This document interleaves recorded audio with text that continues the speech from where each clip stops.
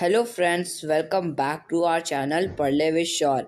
तो आज की इस वीडियो में हम लोग पढ़ेंगे class 8 civics chapter 5 understanding marginalisation. तो आज की इस वीडियो से हम लोग क्लास 8 सिविक्स का चैप्टर 5 जो कि है अंडरस्टैंडिंग मार्जिनलाइजेशन, तो इसे स्टार्ट करते हैं। तो जो हमारा फर्स्ट टॉपिक है वो क्या है? वो है हु आर आदिवासीज। तो इसे हम लोग स्टार्ट करते हैं। आदिवासी, the term literally means original inhabitants, are communities who lived and often continue to live in close association with forest. Around 8% of India's population is Adivasi, and many of India's most important mining and industrial centers are located in Adivasi areas. Jamshedpur, Rourkela, Bokaro, and Bhilai, among others.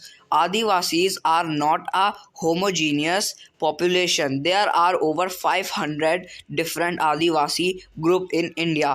Adivasis are particularly numerous in states like Chhattisgarh, Jharkhand, Madhya Pradesh, Odisha, Gujarat, Maharashtra, Rajasthan, Andhra Pradesh, West Bengal, and in the northern east states of Arunachal Pradesh, Assam, Manipur, Meghalaya, Mizoram, Nagaland, and Tripura. A state like Odisha is a home to more than 60 different tribal groups. Adivasi societies are also most distinctive because there is often very little hierarchy among them. This makes them radically different from communities organized around principles of jati, varna, caste, or those that were ruled by kings. तो क्या कहते हैं friends कि जो आदिवासी होता है, इस word का जो लिटरली मीन होता है वो ये होता है कि ओरिजिनल इनहैबिटेंट्स, यानी कि जो यहाँ के ओरिजिनल इनहैबिटेंट्स, यानी कि जो कि ओरिजिनल इनका हैबिटेट है। ये जो बहुत सारी कम्युनिटीज़ जो कि यहाँ पे रहती हैं और वो क्या जो कंटिन्यू रह रही हैं। तो ये जो 8% ऑफ इंडिया की जो पॉपुलेशन है वो क्या है? आदिवासी है। यानी कि भारतीय 8% की जो जनसंख्या है वो क्या है? वो है आदिवासी जनसंख्या। और जो एरियाज़ है जैसे कि जमशेदपुर, राउरकेला, बोकारो, जो भी माइनिंग एरियाज़ है वो सब कहाँ पर है? वो सब आदिवासी के एरिया में ही हैं। ठीक है। और ये जो कुछ स्टेट्स हैं जैसे कि छत्तीसगढ़, झारखंड, मध्य प्रदेश, उड़ीसा, गुजरात, महाराष्ट्र, राजस्थान, आंध्र प्रदेश, वेस्ट बंगाल, और जो ईस्टर्न साइड में अरुणाचल प्रदेश, असम, मणिपुर, मेघालय, मिजोरम, नागालैंड एंड त्रिपुरा, यहाँ पर क्या है? यहाँ पर बहुत ही ज़्यादा जो ट्राइब्स हैं वो सब यहाँ पे, मतलब कि जो आदिवासी हैं या ट्राइब्स हैं वो यहीं पर रहती हैं। और जो उड़ीसा है उससे उनको उड़ीसा में 60 से भी ज़्यादा ग्रुप्स रहते हैं किनकी? ट्राइब्स के, आदिवासी के। तो जो आदिवासी हैं वो क्या है? वो एक साथ नहीं रहते। आदिवासी बहुत सारे ग्रुप्स में रहते हैं। तो जो उड़ीसा है उसी उड़ीसा में ही आदिवासी के 60 ग्रुप्स वहाँ पे एग्जिस्ट करते हैं। और जो आदिवासी हैं वो वो कोई जाति वर्णा, मतलब कि जो उनकी कास्ट सिस्टम है वो कुछ नहीं मानते। ठीक है। और वहाँ पे कोई भी किंग विंग नहीं है ताकि उनमें कोई रूल कर सके। वो ऐसे एकदम फ्री पर्सन है, सब एक जैसे। Adivasi practices a range of tribal religions that are different from Islam, Hinduism, and Christianity. These often involve the worship of ancestors, village and nature spirits. The last associated with the residing in various sites in the landscape. A mountain spirits, river spirits, animal spirits, etc. The village spirits are often worshipped at specific sacred groves within the village boundary, while the ancestral ones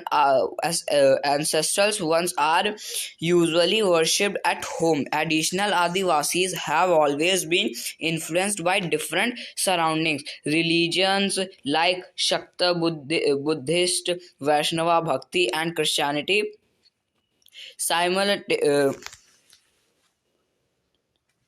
Simultaneously, Adivasis religions themselves have influenced dominant religions of the empires around them. For example, तो क्या कहते हैं friends कि जो आदिवासी हैं उनकी जो practice है वो जो अदर रिलीजियंस ग्रुप्स हैं जैसे कि हिंदू, मुस्लिम, सिख, ईसाई, इन क्रिश्चियनिटी, इन सबसे क्या अलग है, उनकी क्या अलग ही क्या होती है, उनमें क्या होता है कि जो एंसेस्ट्रल जो करते आए हैं गांव पे वो क्या वो उन्हें मानते हैं और वो स्पिरिट्स को भी मानते हैं। वो कौन सी स्पिरिट, वो ऐसी आत्मा नहीं, वो स्पिरिट्स ऑफ फॉरेस्ट यानी कि जंगल की आत्मा, ठीक है, नदी की आत्मा, पेड़ों की आत्मा, ठीक है, और एनिमल्स की आत्मा, इन सबको मानते हैं, ठीक है, स्पिरिट्स को मानते हैं।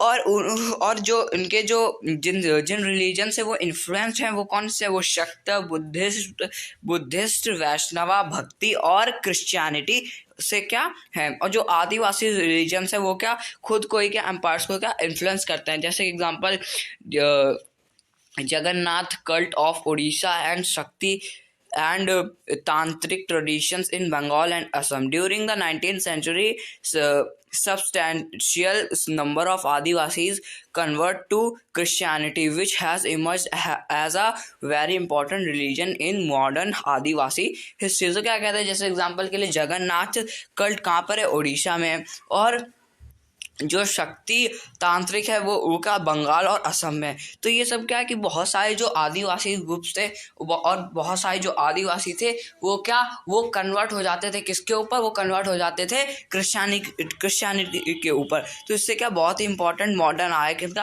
आदिवासी की हिस्ट्री में। Adivasi have their own language, most of them radically different from the possibly as old as Sanskrit, which have often deeply influenced the formation of mainstream Indian language like Bengali. Santhali has the largest number of speakers and has a significant body of publications, including magazines on the internet or in e-zines.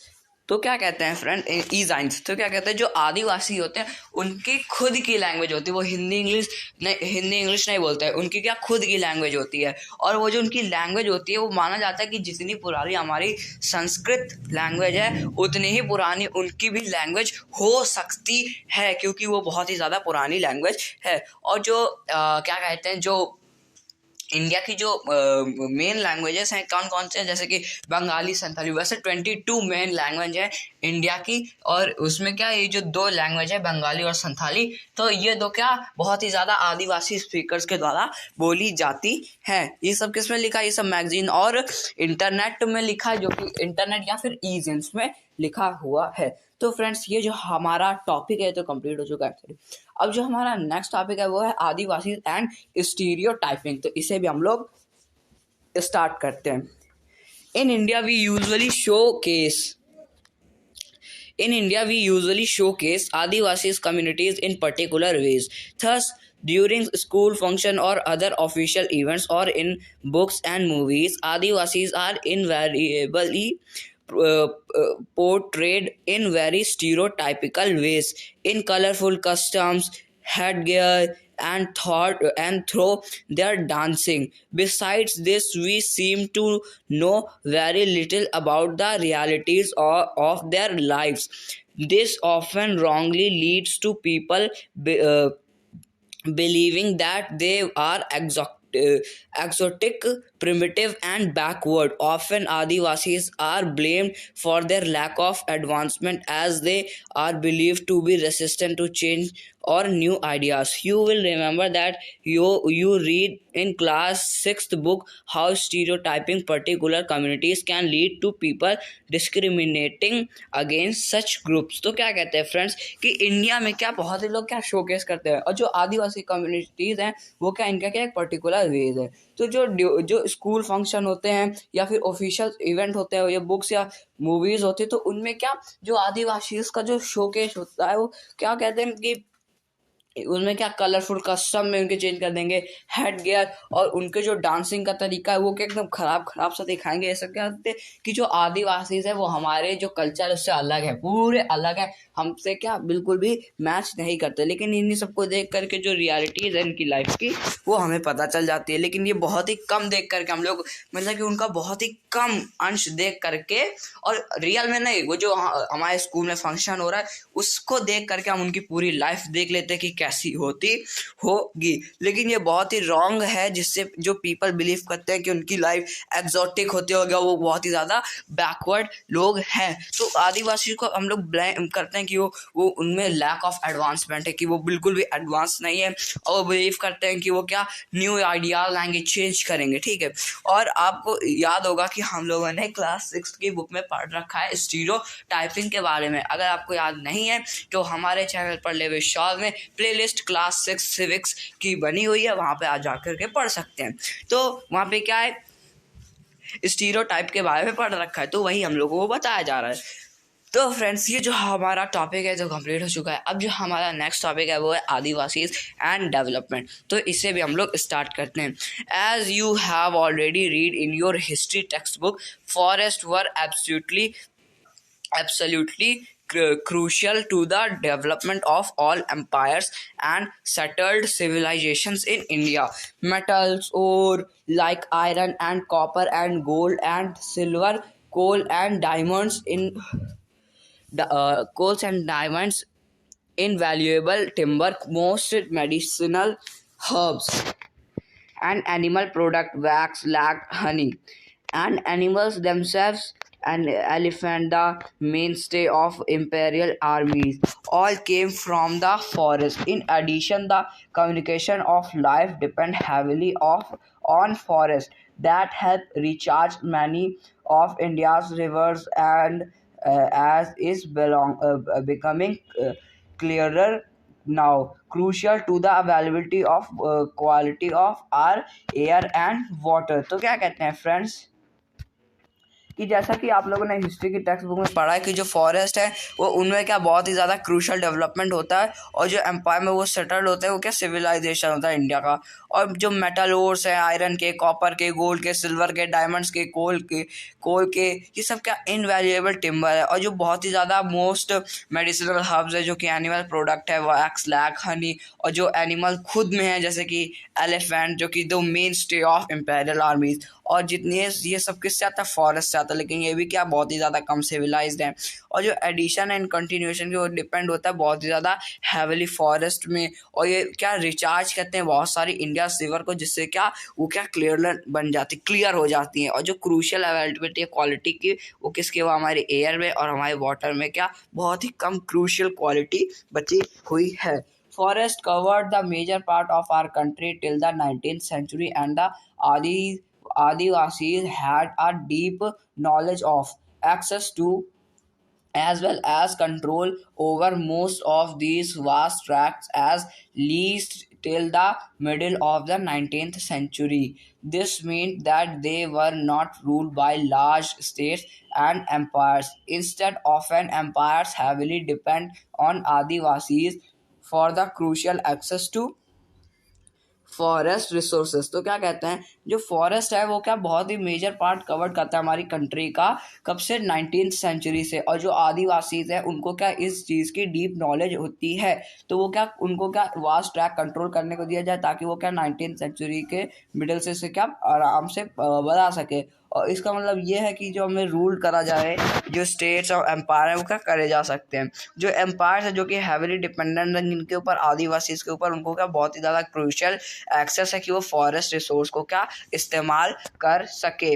This is radically contrary to our image of Adivasis today as somewhat marginal and powerless communities. In the pre-colonial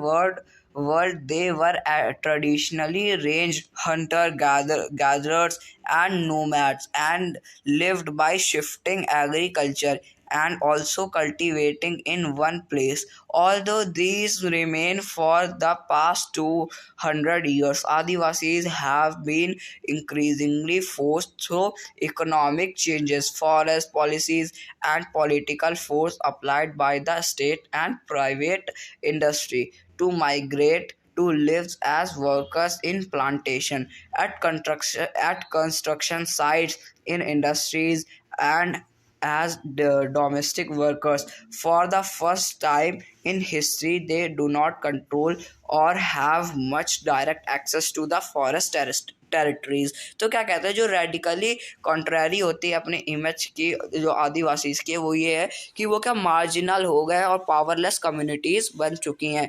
बहुत ही और अगर पहले की बात करें colonial world की, तो उसमें जो ट्रेडिशनल रेंज था हंटर गैदर्स का, नोमैड्स का, शिफ्टिंग कल्टीवेशन का, और जो कल्टीवेट करते थे एक प्लेस में, वो सब क्या अब खाली 200 साल पहले की बात है।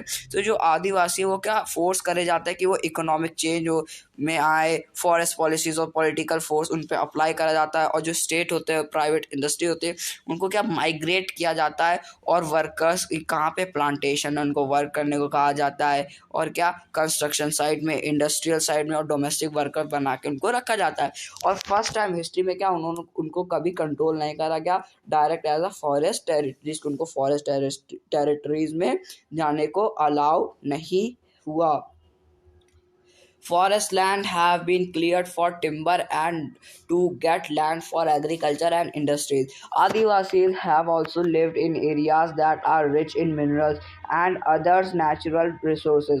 These are taken over for mining and other large industrial projects. Powerful forces have often colluded to take over tribal land. Much of the times the land is taken away forcefully. The procedures are not followed. According to official figures, more than 50% of persons displaced due to mines and mining projects are tribals.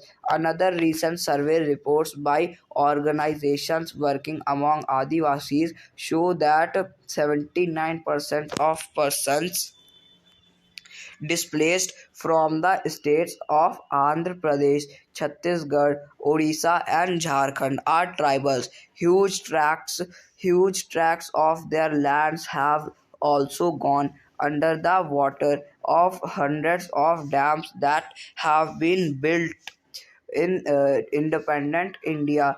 In the northeast, their lands remain highly militarized. India has 101 national parks covering 40,564 square kilometer and 543 wildlife sanctuaries covering 119,776 square kilometer. These are areas where tribals originally lived but were evicted from. When they continue to stay in these forests, they are termed एंक्रोचर्स। तो क्या कहते हैं friends की जो forest lands उनको clear करा जाता था ताकि वहाँ पे क्या टिम्बर हो सके और एग्रीकल्चर इंडस्ट्रीज वहाँ पे लग सकें, एग्रीकल्चर हो सके और इंडस्ट्री रख सके। आदिवासियों को क्या इन सब एरियाज में जो कि आदिवासी पहले रहते थे, जो रिच मिनरल्स एरिया होते थे और जहाँ पे अदर नेचुरल रिसोर्स होता था, फिर क्या हुआ कि वहाँ पे माइनिंग शुरू हो गई, इंडस्ट्रियल प्रोजेक्ट शुरू हो गया। तो इस पावरफुल फोर्स से उनको क्या हुआ कि उस पावरफुल फोर्स की वजह से उनको क्या कॉल्यूट कर दिया गया और उनको वहाँ से डिस्प्लेस कर दिया गया। 50% ऑफ पर्सनस को 50% तक के लोगों को वहाँ से क्या डिस्प्लेस कर दिया गया। और माइंस प्रोजेक्ट की वजह से जो ट्राइबल्स थे उनको क्या वहाँ से डिस्प्लेस कर दिया गया, यानी कि यहाँ से चले जाओ। और जो 79% ऑफ पर्सनस थे आदिवासी थे उनको क्या आंध्र प्रदेश, छत्तीसगढ़, उड़ीसा, झारखंड में क्या ट्राइबल में भेज दिया गया। और उनमें क्या वहाँ पे बहुत ही ज़्यादा कवर करा गया काम। यहाँ पे क्या 101 यानी कि 101 नेशनल पार्क्स बनाए गए जो कि 40,564 स्क्वायर किलोमीटर कवर करते थे, और 543 वाइल्ड लाइफ सेंचुरीज बनाई गई जो कि 1,19,776 स्क्वायर किलोमीटर कवर कर चुके थे। तो फ्रेंड्स, ये जो नेशनल पार्क्स हैं और जो वाइल्ड लाइफ सेंचुरी है, ये तो हम लोगों ने क्लियर ही कर चुके, इसको तो हम लोगों ने डिस्कस कर लिया था हम लोगों ने अपने क्लास 8 साइंस के चैप्टर 5 में। अगर आपने उस वीडियो को नहीं देखा तो हमारे चैनल पढ़ले विद श्योर में उस सब्जेक्ट की क्लास 8 साइंस की क्या प्लेलिस्ट बनी हुई है, तो आप हमारे चैनल में जा कर के उसे देख सकते हैं। वहाँ पर हम लोगों ने क्लास 8 साइंस को पूरा कंप्लीट कर लिया। उसके हम लोगों ने 1 2 लेकर के 13 चैप्टर पूरे कवर कर लिए हैं, और हम लोगों ने क्लास 8 हिस्ट्री भी पूरी कवर कर ली है, और हम लोगों ने क्लास 6 तो हम लोगों ने पूरा कवर कर लिया है। तो फ्रेंड्स, अगर आपको कहीं भी कन्फ्यूज़न हो तो आप हमारे उन वीडियोज़ में विज़िट कर सकते है। तो हम लोग चलते हैं अपने आगे टॉपिक पे। Losing their lands and access to the forest means that tribals lose their main source of livelihood and food, having gradually lost access to their traditional homelands. Many Adivasis have migrated to cities in search of work, where they are employed for very low wages in local industries or at building or construction sites. They thus get caught in a cycle of poverty and deprivation. 45% of tribal groups in rural areas and 35% in urban areas live below the poverty line. This leads to deprivation in other areas. Many tribal children are malnourished. Literacy rates among tribals are also very low. तो क्या कहते हैं friends, जैसे tribals लोगों ने अपनी lands को खो दिया, इसका मतलब ये पता चला कि उन्होंने अपनी लैंड्स खो दी, उन्होंने अपनी जगह खो दी, उनका लाइवलीहुड चला गया, खाने को कुछ नहीं है। तो क्या नई नई सिटीज़ में गए तो वहाँ पे इंडस्ट्री, उनको काम करने के लिए इंडस्ट्रीज़ जाना पड़ा। तो इंडस्ट्रीज़ में उनको क्या बहुत ही लो वेजेस, यानी कि बहुत ही कम तनख्वाहों में, बहुत ही कम पैसे में क्या उनको क्या कर लिया, अपॉइंट कर लिया। अब जैसे उनको अपॉइंट करा कम पैसे में तो उनको काम करना पड़ रहा था, और उनमें क्या जो बच्चे हैं वो उनको छोटे ही से उसमें क्या काम करने में लगा देते थे ताकि क्या वहाँ पे काम करे और पैसे आ घर पे। तो वहाँ का जो लिटरेसी रेट था वो भी क्या बहुत ही ज़्यादा कम हो गया था। In a cycle of poverty and when Adivasis are displaced from their lands, they lose much more than a source of income. They lose their tradition and customs, a way of living and being. They took our farming land. They left some houses. They looked the cremations ground, temples, well upon how will we survive, says Govinda Maran, who was displaced due to refinery project in Odisha.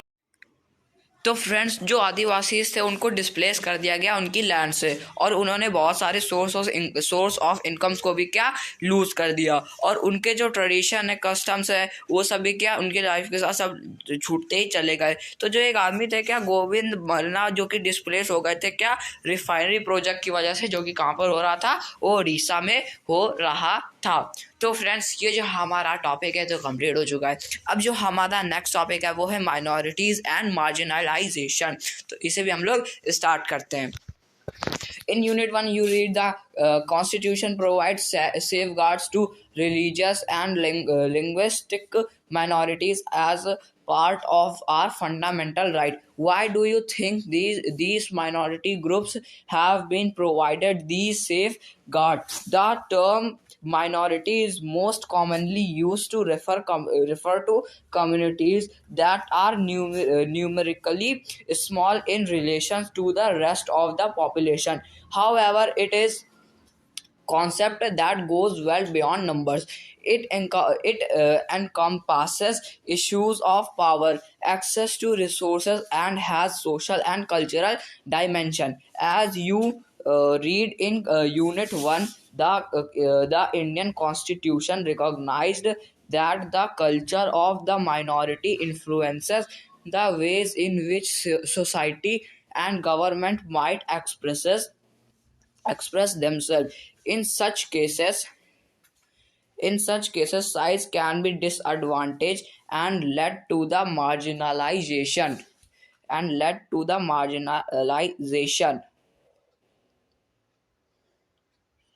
of the relatively smaller communities. The third safeguards are needed to protect communities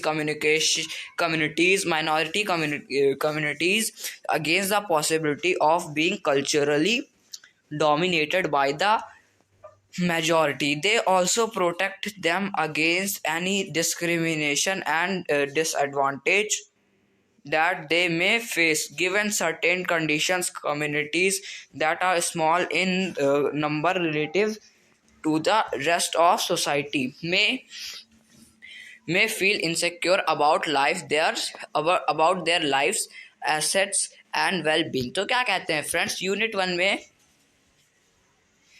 1 में आप लोगों ने पढ़ा होगा कि जो constitution है वो हम लोगों को क्या सेफ गार्ड प्रोवाइड करता है, और जो उसके रिलीजियस लिंग्विस्टिक माइनॉरिटीज़ होती है उनको भी क्या उनको क्या सेफ्टी प्रोवाइड कर जाता है। लेकिन क्या होता है कि तो जो स्मॉल कम्युनिटीज़ है, माइनॉरिटीज़ है, तो उनको क्या हमारा जो कॉन्स्टिट्यूशन है वो बचाता, नहीं तो वो जो माइनॉरिटीज़ है या माइनॉरिटीज़ कम्युनिटीज़ हैं उनको क्या मार्जिनलाइज कर दिया जाएगा, किसके द्वारा?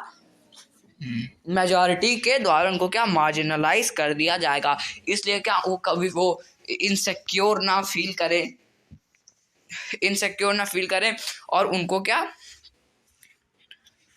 और उन्हें ऐसा ना लगे कि वो क्या मार्जिनलाइज हो गए हैं और उनके एसेट्स जो हैं वो न छीन लिए जाएं। जैसा कि अभी हम लोगों ने चैप्टर 5 में जुडिशरी पढ़ा है, तो जुडिशरी का एक क्रूशियल रोल प्ले करता है हम ऑल सिटीजन्स, यानी कि जो हमारे इंडियन के सिटीजन्स हैं उनके बारे में। और क्या कहते हैं कि हम लोगों को क्या वो प्रोटेक्ट कराते हैं कि कहीं हमारे साथ गलत ना हो जाए। गलत मतलब कि हम कहीं मार्जिनलाइज ना हो जाए, या हमारे साथ डिस्क्रिमिनेशन ना हो जाए, इनजस्टिस ना हो जाए, या कोई हमारा फंडामेंटल राइट ना छीन ले। तो इसलिए क्या हमारे यहाँ जुडिशरी, और यही जुडिशरी क्या जो माइनॉरिटीज़ हैं उनको भी बचाने के लिए काम आती है। तो फ्रेंड्स, ये जो हमारा टॉपिक है जो कंप्लीट हो चुका है। अब जो हमारा नेक्स्ट टॉपिक है वो है मुस्लिम्स एंड मार्जिनलाइजेशन। तो इससे हम लोग स्टार्ट करते हैं। According to 2011 census, Muslims are 14:2% of India's population and are considered to be marginalized community in India today, because in comparisons to other communities, they have over the years been deprived of the benefits of socio-economic development. The data in the 3 tables below, derived from different sources, indicate the situations of the Muslim community with regard to basic amenities, literacy and public employment. Read the tables below. What do you think these tables tell us about the socio-economic status of the Muslim communities? तो क्या कहते हैं कि 2011 के census से जो पता चला कि जो मुस्लिम्स हैं वो खाली 14.2% है कहाँ पे, इंडिया में। और वो क्या वो अपने आप को मार्जिनलाइज्ड एंड माइनॉरिटीज समझते हैं, यानी कि मार्जिनलाइज्ड माइनॉरिटी समझते हैं। तो इसलिए क्या और बताया गया जो सोशियो इकोनॉमिक है, जितने भी लोग क्या नौकरी पा रहे हैं उनमें से क्या मुसलमान जो है मुस्लिम वो बहुत ही ज़्यादा कम है। अब पढ़ोगे नहीं तो कम ही होगे, तो क्या है वो बहुत ही ज़्यादा कम है मुस्लिम्स जो हैं, ठीक है। क्यों? और वो समझते हैं कि वो मार्जिनलाइज हो गए, इस वजह से क्या उनकी क्या कम हो गई है, ठीक है। और क्या है कि उनका जो सोशियो इकोनॉमिक स्टेटस है मुस्लिम कम्युनिटीज़ का वो भी क्या बहुत ही ज़्यादा कम है। तो अब इधर देखो, इधर टेबल दी गई है रिलीजियस कम्युनिटी, यानी कि पहले रिलीजियस कम्युनिटी में कौन कौन है, हिंदू, मुस्लिम, सिख, ईसाई, ठीक है। फिर उसके बाद कौन है, फिर है पक्का हाउस, यानी किन किन के पक्का हाउस है, यानी कि किन के घर में सीमेंट का घर बना हुआ, ठीक। फिर तीसरा है इलेक्ट्रिसिटी, किन किन घरों किन किन रिलीजियस किन किन रिलीजियस कम्युनिटी के घर में क्या इलेक्ट्रिसिटी पहुंचती है। फिर है टैप वाटर की किन किन घरों में क्या टैप वाटर पहुंचता है। तो पहली किसकी बात करें, हिंदू की, और फिर मुस्लिम, फिर क्रिश्चियन, फिर सिख। तो अगर हिंदू की बात करें तो हिंदू लोगों के पास 65.4%, यानी कि इंडिया में जितने भी हिंदू रहते हैं उनमें 65.4% लोगों के पास क्या पक्का घर है, सीमेंट का घर है। और जो मुस्लिम्स है वो है 63.8% जिनके पास पक्का घर है। क्रिश्चियन की बात करें तो वो है 69.3% जिनके पास पक्का घर है। और सिख की बात करें तो वो है 91.3% जिनके पास पक्का घर है। फिर बात करें इलेक्ट्रिसिटी की, तो जो हिंदू के घर के पास, जो हिंदू में वहाँ पे क्या 75.2% लोगों के पास क्या, हिंदू लोगों के पास क्या है, इलेक्ट्रिसिटी उनके घर पर है। मुस्लिम्स में क्या है कि 67.5% लोगों के घर में इलेक्ट्रिसिटी है।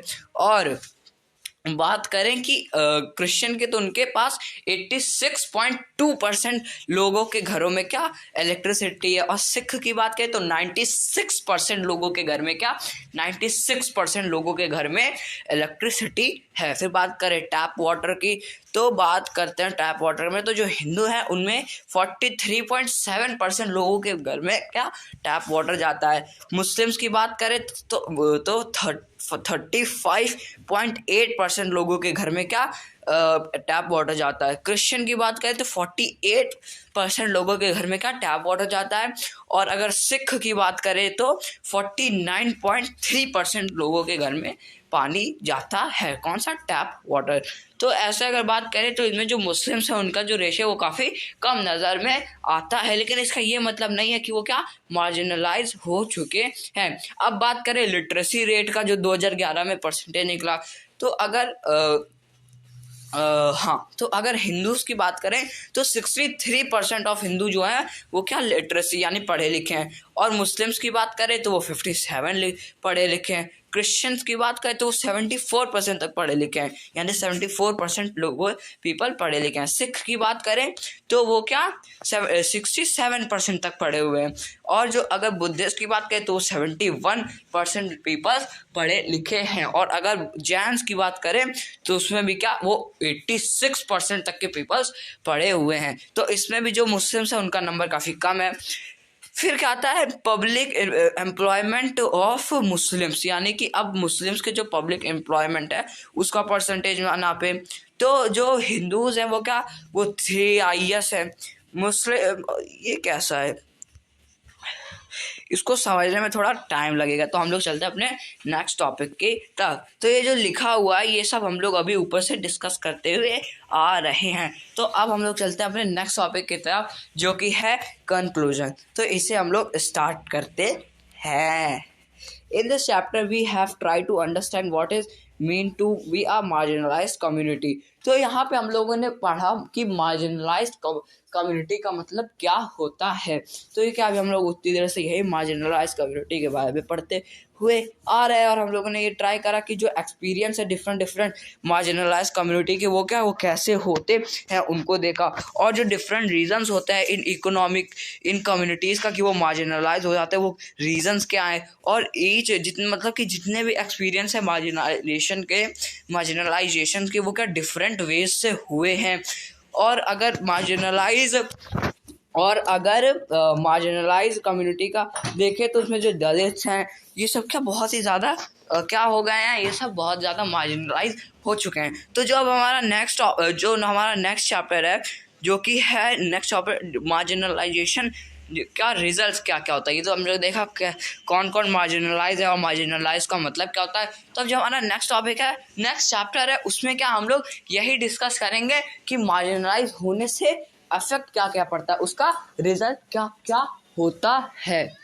तो फ्रेंड्स ये जो हमारा टॉपिक है तो कंप्लीट हो चुका है। इसी के साथ जो हमारा चैप्टर है वो भी कंप्लीट हो चुका है। इस चैप्टर के जो क्वेश्चन आंसर है वो हम लोग करेंगे नेक्स्ट वीडियो में। आज की इस वीडियो में इतना ही, मिलेंगे नेक्स्ट वीडियो में नेक्स्ट टॉपिक के साथ। तब तक के लिए थैंक यू वेरी मच।